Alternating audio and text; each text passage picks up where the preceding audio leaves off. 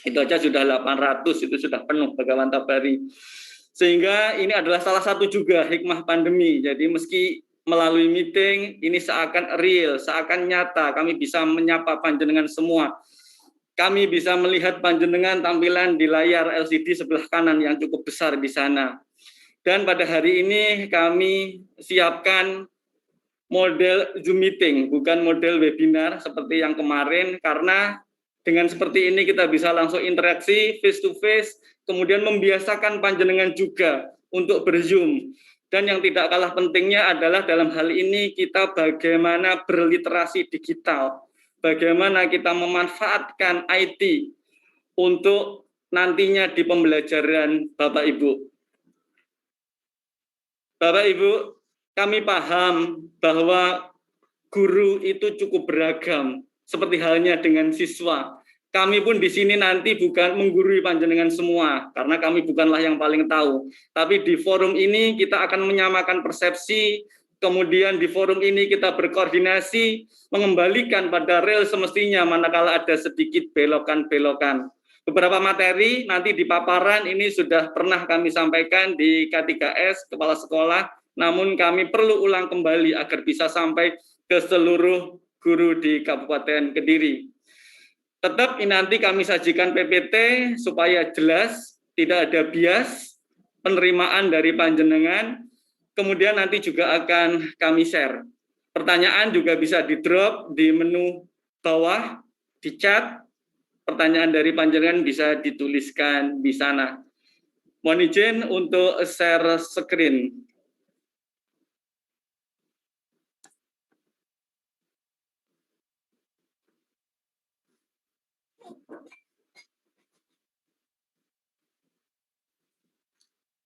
Sudah nampak di layar, Pak Mul? Si proses. Belum, Pak. Belum proses. Kita tunggu beberapa saat. Sudah? Belum. Sudah. Sudah ya? Oke. Ya. Jadi pada kesempatan kali ini kita akan berkoordinasi terkait dengan persiapan menghadapi tahun ajaran 2021-2022 yang sebenarnya dari jauh-jauh hari kita rencanakan pembelajarannya secara tatap muka terbatas. Tapi karena kondisi belum memungkinkan, maka kita belum bisa melaksanakan PTM yang terbatas itu. Yang pertama, di sini kami akan memotivasi panjenengan, karena dari survei yang kemarin kami kirimkan ke panjenengan, banyak dari Bapak Ibu Kepala Sekolah yang ingin mendapatkan motivasi dari Dinas Pendidikan, terutama di masa pandemi ini. Salah satu motivasi ini adalah yakinlah bahwa pada masa yang sulit ini akan ada secercah harapan baru untuk mereka, untuk anak-anak generasi penerus bangsa. Maka kita tetap harus layani mereka dengan baik, bukan mengabaikan mereka.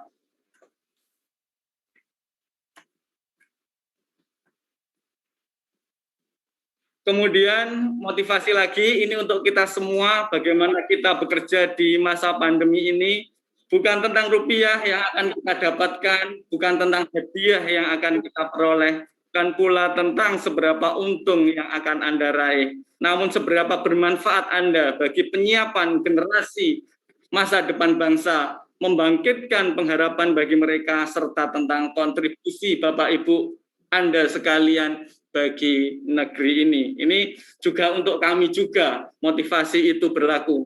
Kemudian kita juga punya komitmen dalam hal ini, mari kita jadikan pandemi ini sebagai momentum untuk mengupgrade diri, momentum untuk berinovasi, katalis bagi digitalisasi pendidikan, guna penyiapan generasi milenial ini yang mulai IT tidak hanya cerdas tapi juga berkarakter.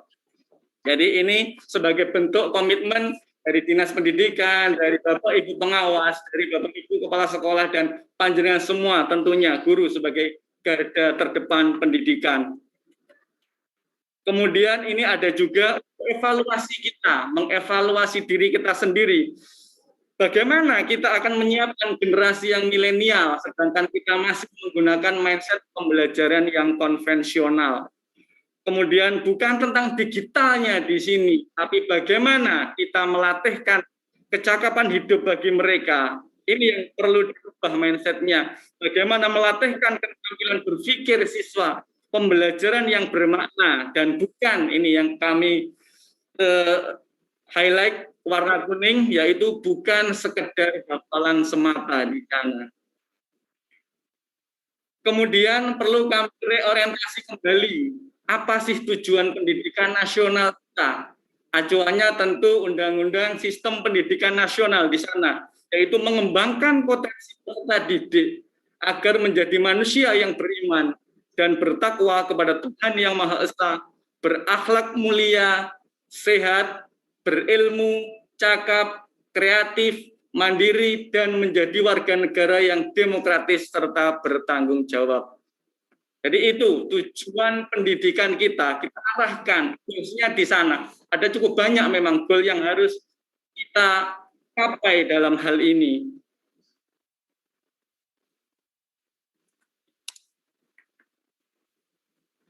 Kemudian ini tentu juga kita tidak bisa lepas dari visi dan misi Kabupaten Kediri, arah pembangunan di Kabupaten Kediri, yaitu terwujudnya masyarakat Kabupaten Kediri yang maju, berkarakter nasionalis. Ini terutama menjadi tanggung jawab kita, Kabupaten Kediri yang maju, berkarakter nasionalis melalui pendidikan, dan yang paling bawah yaitu demokrasi yang melayani. Artinya memberikan layanan pendidikan kepada putra-putri di Kabupaten Kediri. Kemudian kita juga mendapatkan tantangan untuk abad 21, bagaimana melatihkan keterampilan berpikir kritis siswa, bagaimana mengembangkan keterampilan berpikir kreatif, mengajak mereka berkolaborasi, bukan secara mandiri, kemudian melatih mereka untuk berkomunikasi, melakukan presentasi.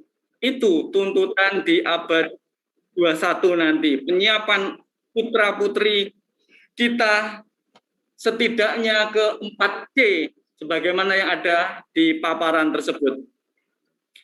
Pertanyaan besarnya di sini adalah, dapatkah guru-guru kita menyiapkan siswa-siswanya untuk masa depan?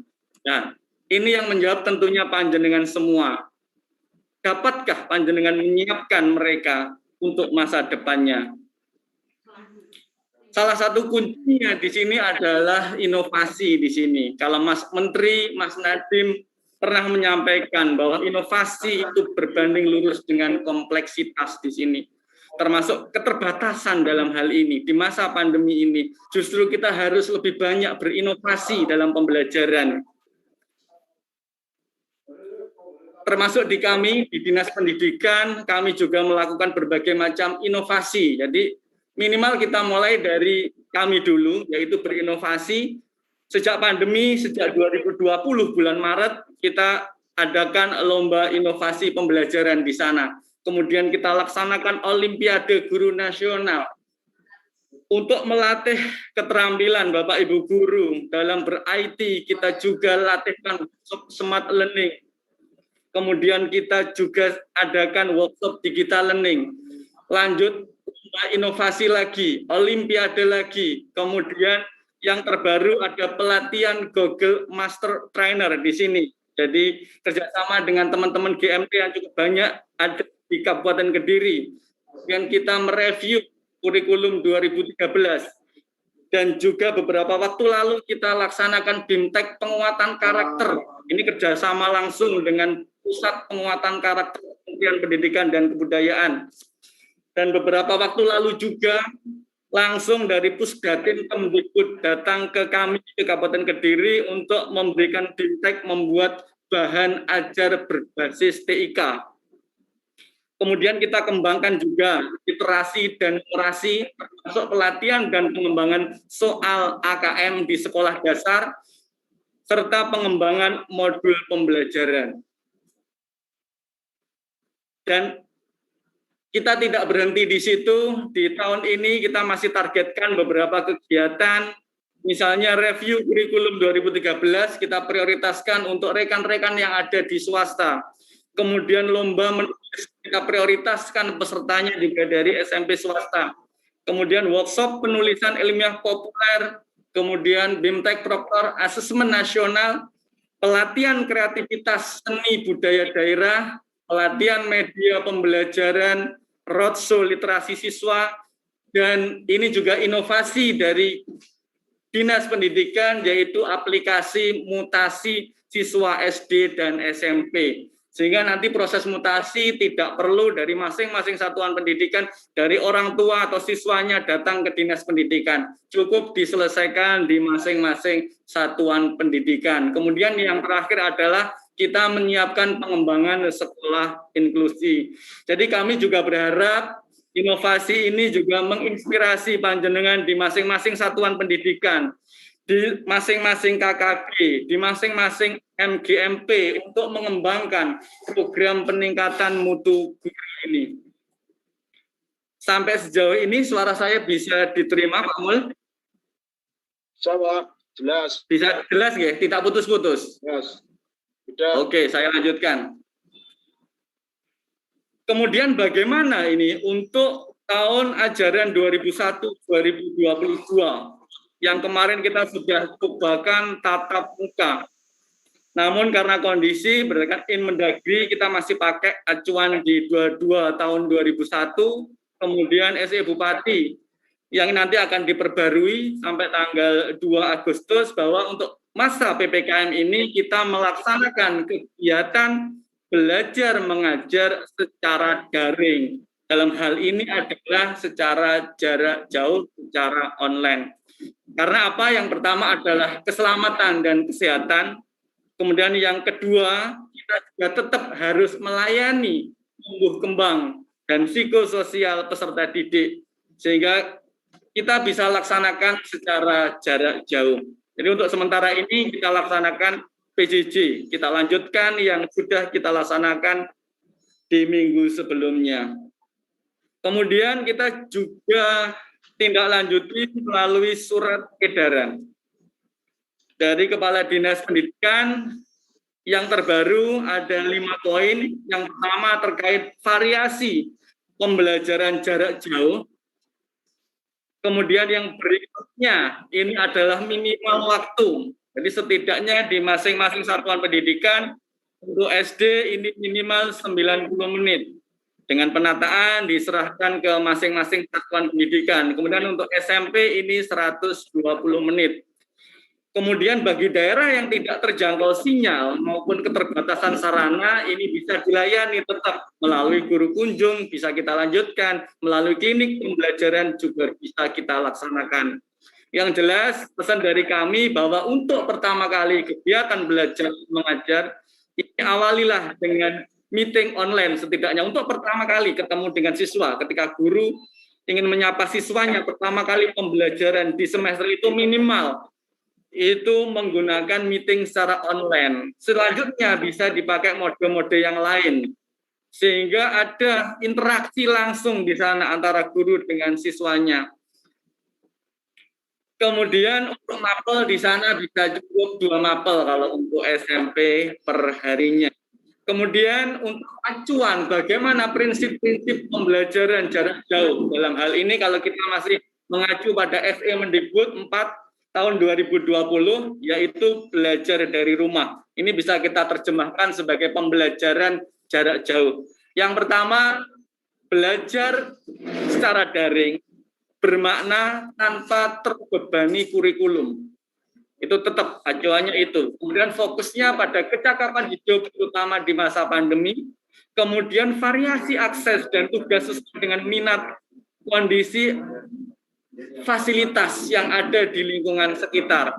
Dan yang terakhir ini adalah bukti atau produk aktivitas belajar diberikan umpan balik kualitatif di sana secara deskriptif tanpa harus itu berarti boleh ya berupa skor atau kuantitatif. Kemudian di SE tersebut juga dinyatakan bagaimana peran kepala sekolah dan juga koordinasi dengan pengawas, yaitu membuat rencana keberlanjutan pembelajaran, melakukan pembinaan dan pemantauan kepada guru yang ini tadi oleh Bapak Kepala Dinas diharapkan nanti akan ada laporan di minggu depan secara Zoom meeting, ada pelaporan juga dari Kepala Sekolah ke Dinas Pendidikan. Sebagaimana poin yang paling bawah yaitu berkoordinasi dan memberikan laporan secara berkala kepada Dinas Pendidikan yang ada di daerah. Kemudian bagaimana untuk pendidik itu sendiri? Jadi beberapa poin di sana ini yang kami highlight warna kuning, membuat RPP yang sesuai dengan minat dan kondisi anak. Tentu RPP ini adalah RPP yang sesuai dengan masa pandemi, RPP yang disesuaikan dengan pembelajaran jarak jauh, bukan RPP yang reguler seperti kondisi normal, kondisi tatap muka biasa. Kemudian yang berikutnya mengumpulkan dan merekap tugas yang dikirim peserta didik dalam waktu yang telah disepakati. Itu beberapa peran dari pendidik yang ada di Kabupaten Kediri ini. Kemudian terkait dengan survei kemarin yang kami share ke panjenengan, kami pun juga belajar dalam hal ini, kita sama-sama belajar menggunakan berbagai macam platform yang ada. Kemarin sudah terisi 1.300 lebih di sana. Dari isian itu kita bisa melihat beberapa sekolah yang sudah mengisikan dari Google Form. Terakhir kemarin saya lihat sudah 1.300, kalau ini data yang sebelumnya 1.200. Dari situ kita bisa melihat kendala apa saja sehingga PGJ ini tidak dapat dilakukan di kelas atau sekolah panjenengan ini. Nah, ini kita memang perlu belajar lagi juga, kita semuanya juga belajar dalam hal pengisian di sini. Jadi sebenarnya poin-poin yang ada di bawah, kalau kita lihat dari rekapan yang ada di tayangan, itu sudah terwakili oleh pilihan yang ada di atas itu. Yang bawah, isinya 0,0% itu sebenarnya sudah ada di atas. Sehingga ketika panjenengan mengisikan, ketika panjenengan mersani jawaban yang mau diketikkan, ketika itu sudah ada di atas, itu sudah tidak perlu diisikan. Sehingga akhirnya yang bawah kami cut, akan muncul data seperti ini. Jadi beberapa kendala PJJ tidak bisa dilakukan. Yang pertama, 73,9% di sini keterbatasan sarana dalam hal ini. Kemudian di bawahnya ada paket data, kemudian ada sinyal, dukungan orang tua, motivasi siswa itu sendiri, kemudian kemampuan IT dari guru, dan yang terakhir adalah ada siswa yang sudah bekerja dalam hal ini. Kemudian berikutnya, jika memiliki siswa yang tidak terlayani secara jarak jauh, terobosan apa yang Anda lakukan? Ini ada beberapa terobosan yang sudah dilakukan. Jadi yang pertama, 70% melakukan guru kunjung, kemudian ada yang melaksanakan secara drive-thru, kemudian klinik pembelajaran, ada yang mengembangkan modul pembelajaran, dan ada yang melaksanakan peer tutoring, jadi tutor teman sebaya dalam hal ini. Kemudian pertanyaan berikutnya adalah platform-platform apa yang digunakan saat pembelajaran jarak jauh ini. Jadi yang paling atas adalah menggunakan YouTube, ini mayoritas ini. Kemudian sebenarnya ketika kita akumulasi jawaban dari masing-masing satuan pendidikan, yang teratas itu WhatsApp, karena di bawahnya itu rata-rata menjawab kembali. Jadi sudah ada pilihan, tapi tetap dituliskan di isian WhatsApp. Sehingga seharusnya yang paling atas itu adalah WhatsApp, kemudian YouTube, ini 49% juga sudah banyak yang menggunakan Google Meet. Kemudian ada yang menggunakan Google Classroom di sini, ini sudah cukup banyak. Dan ini kita apresiasi, sudah cukup banyak sekolah-sekolah yang menerapkan ini. Tinggal bagaimana konten-konten yang dimasukkan di dalamnya, apakah itu sudah relevan atau hanya sekedar masuk melalui Google Meet saja gitu. Kemudian lewat Zoom juga sudah cukup banyak memanfaatkan guru berbagi, TV edukasi, rumah belajar Kemdikbud, modul online. Beberapa sekolah pun kami mendapat laporan sudah melaksanakan atau mengembangkan learning management system di sana. Jadi ini sudah tertata kalau secara LMS itu, mengembangkan sendiri di masing-masing sekolah menggunakan platform dari model. Ini tentu bisa ditiru, bisa dipakai oleh sekolah-sekolah yang lain. Saya yakin guru-guru kita di Kabupaten Kediri banyak yang menguasai LMS ini, sehingga bisa langsung dihadirkan ke panjenengan untuk memberikan pelatihan dalam hal ini pengembangan learning management system. Beberapa juga sudah menggunakan MS Team. Terima kasih bagi yang sudah mulai berinovasi, mulai mengembangkan platform-platform yang beraneka ragam untuk pembelajaran di sekolahnya. Kemudian teknik penilaian apa saja yang digunakan saat PJJ, ini mayoritas penugasan lewat WA, yang separuh lagi menggunakan voice maupun visual di sini, jadi langsung lewat panggilan video. Kemudian berikutnya ada yang sudah menerapkan atau menggunakan portofolio. Berikutnya lagi harian siswa dan memanfaatkan berbagai macam platform lainnya, aplikasi seperti Quizizz, Kahoot, kemudian penilaian berbasis proyek dan penilaian berbasis kinerja dalam hal ini. Kemudian kalau kita kembalikan ke acuan pada SESSJEN di sana, nomor 15 di 2020, untuk model pembelajaran jarak jauh, itu sebenarnya ada dua di sini, yaitu model daring, yaitu tatap muka virtual maupun menggunakan learning management system. Kemudian yang berikutnya adalah model luring dalam hal ini, jadi menggunakan TV pembelajaran, menggunakan TV edukasi, menggunakan radio edukasi, menggunakan media cetak, alat peraga, bisa juga menggunakan modul secara offline yang dikembangkan oleh Bapak Ibu Guru, yang dikembangkan oleh tim pengembang yang bisa juga langsung unduh dari Kemdikbud. Kalau untuk SD sudah lengkap sepertinya modul-modul yang bisa diunduh dari Kementerian Pendidikan dan Kebudayaan. Kemudian bagi siswa-siswa yang tidak terlayani secara PJJ, ini sebagaimana instruksi dari Bapak Kepala Dinas, kita tetap layani melalui klinik pembelajaran. Namun kita batasi jumlahnya, ini memang bagi anak-anak yang bermasalah dalam hal kesulitan belajar, kesulitan sarana prasarana, kesulitan sinyal, kita batasi, kita hadirkan, tentu dengan prokes yang ketat. Kemudian kita juga bisa laksanakan guru kunjung di sini.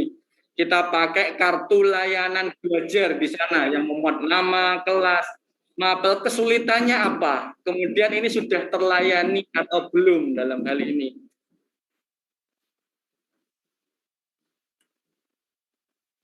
Kemudian di pertanyaan berikutnya adalah saran apa yang dapat Anda berikan untuk Dinas Pendidikan Kabupaten Kediri terkait PJJ di tahun pelajaran 2001-2002. Ini yang pertama adalah bantuan kuota data internet.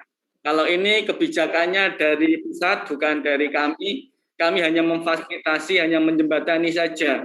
Kemudian segera pembelajaran tatap muka. Jadi kami pun juga berharap demikian. Kondisi memang sudah sama-sama jenuh. Kemudian anak-anak pun juga rindu sekolah, panjenengan juga rindu, anak-anak orang tua apalagi sudah menginginkan anaknya sedang mau sekolah seperti itu. Namun memang kondisinya masih demikian, kita belum berani laksanakan itu.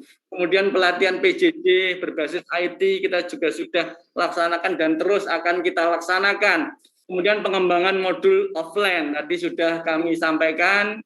Kemudian fasilitasi siswa dengan keterbatasan PJJ itu bisa kita layani tetap tadi dengan klinik pembelajaran, dengan guru kunjung, dan beberapa inovasi lainnya masing-masing satuan pendidikan. Kemudian bantuan, kalau HP tidak bisa ini tentunya. Laptop itu juga sudah dari Kementerian berdasarkan Verval TIK yang panjenengan berikan beberapa waktu lalu, kemudian sarana internet.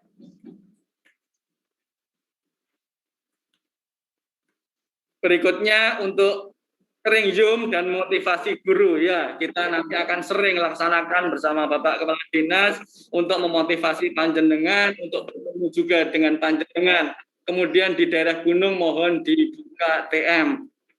Kemudian membuat aplikasi PJJ agar seragam. Kalau untuk aplikasi ini kami serahkan di masing-masing satuan pendidikan karena memang ada variasi karakteristik anak, kondisinya yang berbeda. Sehingga kalau kita seragamkan justru nanti akan kesulitan nanti dalam pelaksanaannya. kemudian pelatihan Google Based Education untuk kelas lain. Kemarin kita sudah mulai untuk kelas 5, kelas 6. Nanti akan kita juga berikan pelatihan untuk kelas yang lain dan juga jenjang sekolah menengah pertama. Kemudian sudah baik, terima kasih dukungannya. Kemudian apa sih yang harus disiapkan sekolah kita di tahun ajaran baru ini? Jadi yang pertama adalah tetap kurikulum tingkat satuan pendidikan. Jadi sekolah tetap mengembangkan KTSP, tentu di dalamnya itu menyesuaikan KTSP-nya di masa pandemi, bukan KTSP tahun-tahun sebelumnya kemudian diganti tahunnya, tidak, tapi harus disesuaikan juga dengan kondisi pandemi. Berikutnya adalah link, presensi, dan jurnal. Jadi di sekolah, beberapa sekolah kemarin sudah menyiapkan seperti ini. Untuk presensi juga sudah ada, link laporan jurnal harian dari guru ke kepala sekolah juga sudah disiapkan. Kami harapkan ini bisa untuk semua sekolah nanti menyiapkan link presensi dan link jurnal harian guru. Bisa kita mulai dengan menggunakan aplikasi sederhana pakai Google Form, atau yang mau pakai aplikasi lain yang lebih expert, monggo silahkan, tergantung kemampuan IT di masing-masing satuan pendidikan. Kemudian yang harus disiapkan juga, kami mendapat laporan di beberapa sekolah belum melakukan proses peminjaman buku. Ini bisa kita tata, kita siapkan mekanismenya secara drive-thru di sini. Ini salah satu contohnya. Ini bisa dikembangkan dengan cara yang lain yang itu meminimalkan kerumunan tentunya. Kita minimalkan kerumunan untuk peminjaman buku jadi ke siswa supaya segera terdistribusi, siswa kita juga bisa segera memulai pembelajarannya, ada pegangannya. Kemudian ini juga ada titipan terkait dengan input Dapodik, terutama untuk siswa yang baru ini, untuk kelas 7 dan kelas 1 ini, untuk segera diinput di Dapodik. Untuk cut off-nya tanggal 31 Agustus 2021, karena ini menyangkut dengan penerimaan, menyangkut dengan jumlah dari dana BOS yang diterima oleh sekolah panjenengan, sehingga segera ini eksekusi, segera di finishing untuk input Dapodik ini. Kemudian juga petakan siswa yang melakukan PJJ, yang nantinya melakukan klinik pembelajaran, yang nantinya melakukan guru kunjung. Itu. Kemudian untuk kurikulum yang kita pakai di ajaran baru ini sebenarnya kan ada 3 pilihan. Kalau kita merujuk pada Kemendikbud 719/2020. Yang pertama, kita bisa menggunakan KD utuh. Jadi seperti kondisi normal. Tentu ini berat pastinya, sebagaimana Permendikbud 37/2018. Kemudian kita juga bisa menggunakan kurikulum mandiri atau modifikasi dari Permendikbud itu. Tentu itu juga butuh proses. Maka jalan tengahnya adalah kita bisa menggunakan kurikulum darurat atau kurikulum khusus. Ini rujukannya KD pada SISSJEN di sana. Jadi kebijakan kita di Kabupaten Kediri untuk seluruh satuan pendidikan, kita gunakan kurikulum kondisi khusus atau kurikulum kondisi darurat sebagaimana SK Balitbang BUK nomor 18/2020 di sana. Karena di situ fokusnya pada kompetensi esensial dan kompetensi prasyarat untuk jenjang berikutnya. Namun di beberapa satuan pendidikan pun bisa mengajukan opsi yang ketiga, ini modifikasi secara mandiri, asal menyampaikan ke kami analisis konteksnya, kenapa menggunakan opsi yang ketiga, dan nanti seperti apa rumusan KD modifikasinya.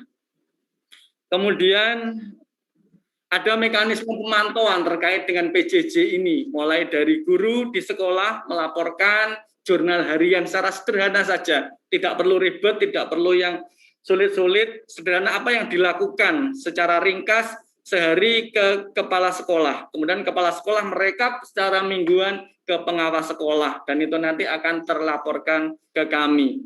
Ini sebagai contohnya untuk jurnal di harian guru di sana, jadi tanggal berapa, kemudian kelas berapa mengajarnya, jumlah siswanya berapa, yang tidak hadir berapa, materinya apa.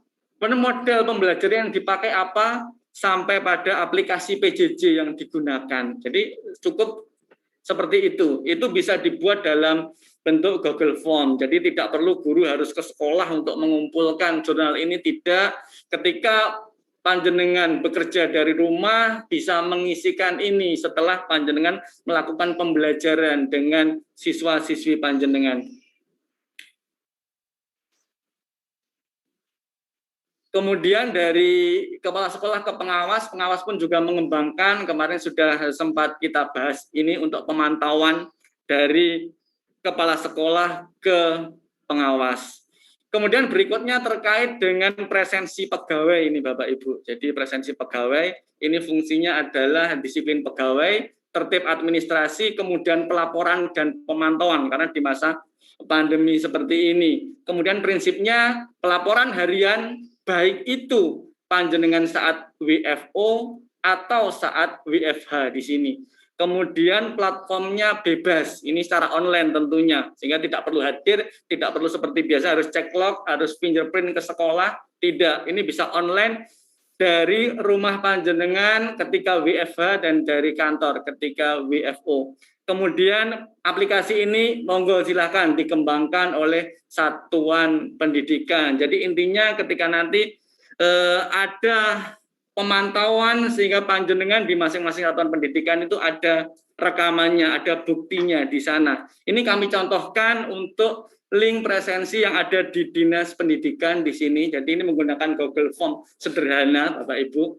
Di sana ada pertanyaan mulai tanggal presensinya, berarti itu diisi harian, kemudian WFH atau O tinggal nyentang di sana, kemudian nama, kemudian NIP, jabatan, dan presensinya. Itu ketika diklik presensi datang atau presensi pulang di sana. Sehingga satu hari melakukan 2 kali presensi, yaitu presensi saat pagi, jam pagi, kemudian presensi siang atau sore ketika di kantor di kami. Ini baik untuk WFH, baik juga untuk WFO semuanya mengisi. Kemudian di halaman berikutnya, di sana akan muncul tampilan presensi datangnya jam berapa di sana. Jadi bisa kita isikan. Kemudian di bawahnya ada bukti foto presensi datang. Ini bisa kita pakai, kita otomatis nanti akan nge-link ketika kita install, bisa menggunakan open cam, open kamera, bisa menggunakan stem cam di sana. Jadi kalau di kami biasanya menggunakan open kamera, di sana sudah tersetting foto jam berapa, lokasinya di mana, itu yang akan kita upload di bukti foto presensi datang, kemudian kita juga upload nanti ketika kita pulang, foto lagi kemudian diupload. Ini bisa langsung nge-link ketika jenengan ngeklik tambahkan file, nanti otomatis bisa masuk ke OpenCam, langsung kita bisa selfie, langsung diupload. Jadi semudah itu Bapak Ibu. Kemudian untuk ketentuan WFO dan WFH ini sendiri, untuk sampai saat ini kita masih menggunakan aturan 25% WFO dan yang 75% WFA. Ini monggo dikondisikan di masing-masing satuan pendidikan sesuai dengan jumlah yang ada di sekolah panjenengan. Kemudian ini konsepnya bahwa WFH itu bukan berarti libur, namun panjenengan bekerja dari rumah, bekerja jarak jauh, daring dari rumah, begitu. Kemudian ini juga perlu kita cermati bersama bahwa tidak terjadwal mengajar di room bukan berarti libur. Jadi ketika panjenengan WFH, kemudian panjenengan tidak ada jadwal mengajar di room, ini bukan berarti panjenengan saat itu libur. Itu tidak. Karena kegiatan pembelajaran itu tidak sekedar mengajar, tidak sekedar ketika meeting Zoom dengan siswa. Masih ada kegiatan lain, misal perencanaan pembelajaran, kemudian penilaian, ini juga bisa masuk di sana. Kemudian berikutnya, saat WFH ini bisa juga digunakan untuk layanan guru kunjung. Ini guru kunjung, ini layanan pembelajaran dari guru mata pelajaran, dari guru kelas, maupun juga bisa dilaksanakan untuk layanan konseling. Ini bagi guru BK, guru konseling. Kemudian apa juga yang perlu disiapkan di sini kepala sekolah tadi sudah disampaikan oleh Bapak Kepala Dinas, ini sebagai pemimpin pembelajaran di sini, kepala sekolah sebagai pemimpinnya di sana. Tentu juga memimpin dalam penyiapan klinik pembelajaran di sana, penyiapan guru kunjung, modul pembelajaran, drive-thru, tugas, buku, dan modul dan sebagainya, termasuk dalam menyiapkan LMS di sekolah panjenengan. Kami juga mendapatkan laporan banyak kepala sekolah yang masuk ke meeting Zoom-nya, ke meeting room-nya siswa. Itu baik sekali, ini bisa dicontoh seperti itu, sehingga bisa tahu aktivitas apa yang dilakukan oleh guru, aktivitas apa yang sudah dilaksanakan oleh anak-anak, sehingga nanti bisa langsung mendapatkan evaluasi perbaikan, apa yang seharusnya diperbaiki, apa yang perlu ditingkatkan di sana, apa yang perlu dikuatkan juga dari situ. Kemudian selain kepala sekolah, selain sekolah juga ini apa yang harus disiapkan oleh guru? Yang jelas yang pertama adalah perangkat pembelajarannya di sini, mulai dari silabusnya, protanya, promesnya, kemudian RPP-nya, yaitu RPP ini adalah RPP yang PJJ yang arahnya. RPP yang PJJ, bukan RPP reguler. Jadi yang sederhana, jadi tidak perlu panjang halamannya, tapi sesuai dengan SE 14 2019 di sana yang menyatakan hanya berisi tujuan, kemudian kegiatan inti dan penilaian. Jadi cukup simpel seperti itu. Dan ini diarahkan untuk pembelajaran jarak jauh. Kemudian termasuk juga buku nilai. Berikutnya jurnal mengajar. Ini yang harian seperti itu tadi. Kemudian juga adanya variasi model-model pembelajaran. Sehingga gunakan berbagai multi model, multi platform. Kemudian juga arahkan ke yang saat ini akan kita laksanakan, yaitu di bulan September dan Oktober. Asesmen nasional yang di dalamnya ada asesmen kompetensi minimum, sehingga arahkan ke literasi, arahkan ke numerasi. Sudah banyak sekali Bapak Ibu sumber-sumber terkait dengan literasi, terkait dengan numerasi, termasuk contoh soalnya, baik itu untuk SD maupun SMP. Panjenengan bisa unduh, bisa akses contoh-contoh soal. Itu bisa dilatihkan juga ke anak-anak gitu. Kemudian data juga siswa yang secara online berapa, yang secara offline berapa. Artinya semua siswa di kelas kita layani gitu. Jadi jangan sampai ada anak yang tidak terlayani ketika dia tidak bisa secara online. Kemudian untuk fasilitasi secara PJJ daring itu ada dua, tadi sempat kita singgung juga. Yang pertama, panjenengan bisa menggunakan tatap muka virtual. Ini ketika menggunakan Vicon, telekonferen, dan diskusi di media sosial, kasih pesan lainnya. Kemudian yang berikutnya adalah LMS, tadi yang sudah dilaksanakan di beberapa sekolah mengembangkan menggunakan model di sana, model ini. Kemudian bisa juga menggunakan kelas mayanya, rumah belajar Kemdikbud, menggunakan aplikasi Zenius, kemudian bisa menggunakan dari Siamolek. Itu banyak sekali platform-platform seperti itu yang bisa digunakan. Ini beberapa tambahan untuk fasilitasi media pembelajaran daring. Nanti panjenengan bisa mirsani paparan ini akan kami sampaikan ke panjenengan, kami share ke panjenengan. Kemudian bagaimana kita menilai di masa pandemi? Jadi di masa pandemi ini kita tetap punya kewajiban untuk melakukan penilaian, baik itu penilaian harian, penilaian tengah semester, nantinya PAS dan PAT di sana. Beberapa poin penilaian yang bisa kita kembangkan di masa PJJ, ini yang pertama adalah pengetahuan di sana. Bisa menggunakan tes tulis dengan isian Google Form dan sebagainya. Kemudian kita bisa lisan langsung dengan menelpon siswa, menghubungi siswa. Kemudian bisa juga melakukan penugasan-penugasan yang lainnya.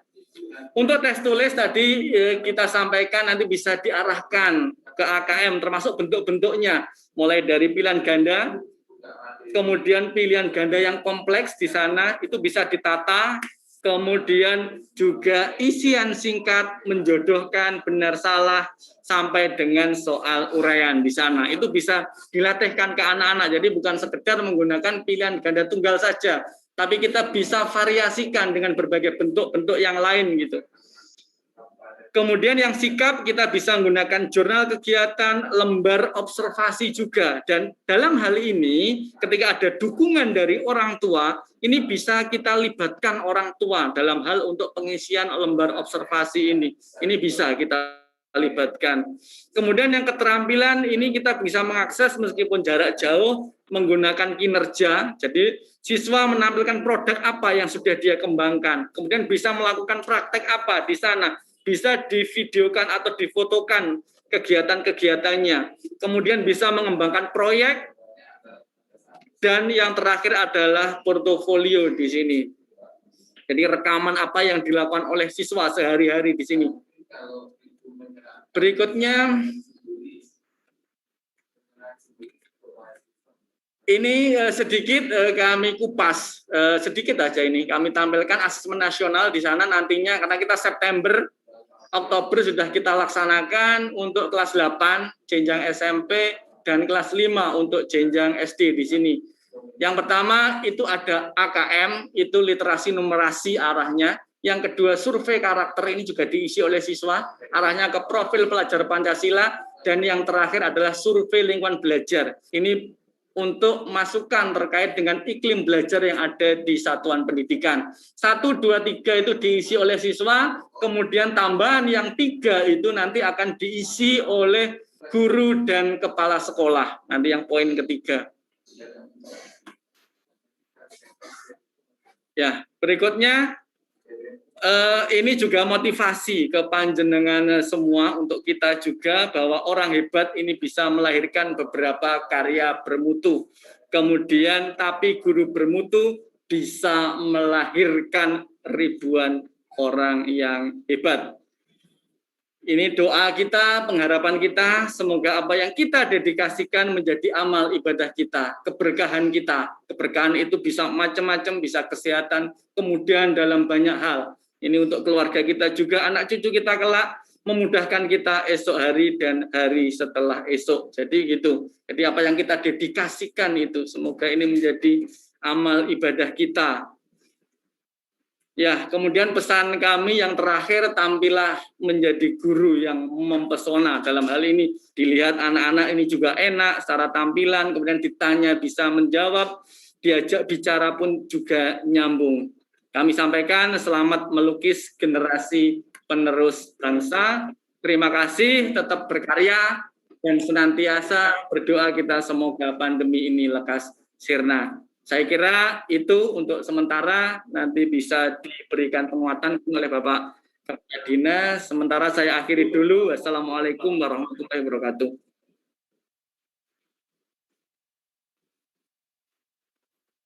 Monggo, Pak Mul, kami kembalikan.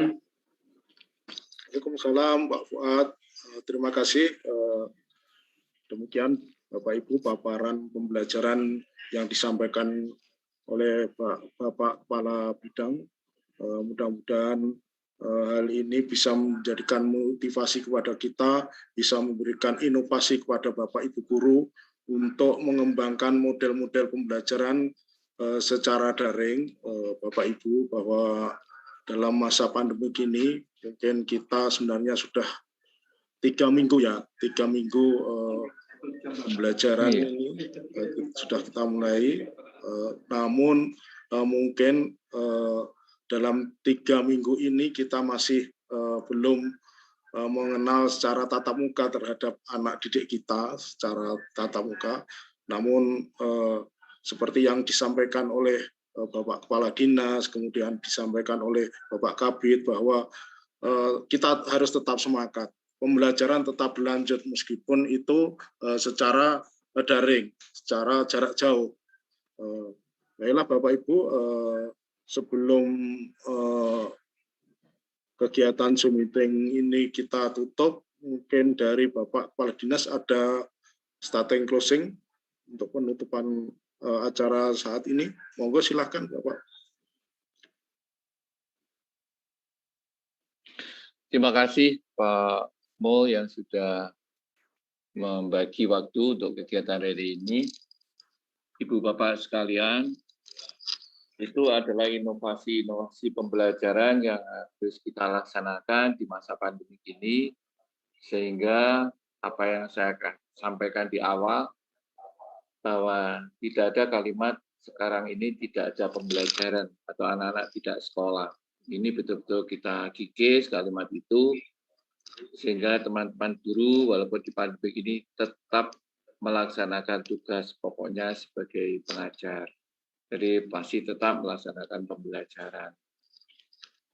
Kemudian Ibu Bapak, saya mengikuti memang dari sekolah, teman-teman pengawas dari K3S, dari SD terutama, tapi kalau SMP, karena SMP itu satu lokasi, sehingga bisa mengadakan kegiatan tatap muka yang dengan progres yang ketat, tapi kalau di SD kan tempatnya berjauhan dan jumlahnya besar, saya mengharapkan K3S, Pak Ibu pengawas itu juga sering mengadakan pendampingan melalui Zoom.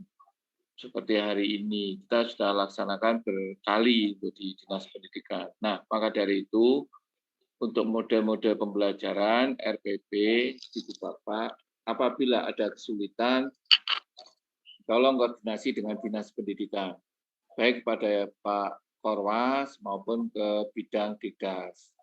Kami yakin teman-teman dari Korwas maupun Dikdas akan menyiapkan waktu untuk panjenengan semua. Jadi misalnya kalau dari kecamatan, misalnya K3SSD mengadakan pertemuan dan membutuhkan pemateri atau materi dari dinas, bisa koordinasi ke dinas dan kita lewat link nanti. Kami tidak harus hadir, datang di kecamatan, tapi juga kita langsung dari ruangan ini. Jadi saya mengharap Ibu Bapak, kondisi pandemik ini jangan digunakan sebagai dasar atau argumen tidak melaksanakan tugas atau kesulitan koordinasi. Dengan ilmu teknologi komunikasi yang canggih, semua bisa kita atasi, kita bisa laksanakan. Kami yang ada di Dinas Pendidikan sangat membatasi layanan tatap muka. Karena hari ini masih banyak teman-teman kita yang terpapar karena COVID sehingga harus kami tugaskan di rumah sehingga tidak sampai 25%. Ini karena betul-betul kita mendukung program pemerintah dalam pemutusan paparan COVID-19 ini. Saya kira itu Pak Mul, teman-teman, guru keseluruhan, sahabat-sahabat saya yang hebat di wilayah, teman-teman guru, teman-teman kepala sekolah, pengawas semuanya, saya ucapkan terima kasih atas bantuan, dukungannya, dan semangat terus untuk berkarya. Semoga kita, keluarga kita, anak-anak kita selalu dilindungi dari wabah ini dan wabah ini cepat berlalu. Terima kasih. Assalamualaikum warahmatullahi wabarakatuh. Waalaikumsalam warahmatullahi wabarakatuh. Demikian Bapak Ibu, terima kasih Bapak Kepala Dinas atas waktunya untuk hari ini. Bapak Ibu, demikian acara Zoom meeting hari ini terkait dengan paparan pembelajaran jauh-jauh. Kami mohon maaf sekali lagi, mudah-mudahan semisal ada pertanyaan, hal-hal yang perlu disampaikan, mohon disampaikan secara langsung kepada kami, Dinas Pendidikan Kabupaten Kediri. Kami akan siap secara terbuka untuk menerima pertanyaan-pertanyaan atau informasi yang diperlukan. Silahkan menghubungi kami, Dinas Pendidikan Kabupaten Kediri. Saya kira itu terkait dengan materi nanti akan kami share lewat WA grup, baik itu WA K3S maupun grup pengawas, nanti bisa diunduh di sana.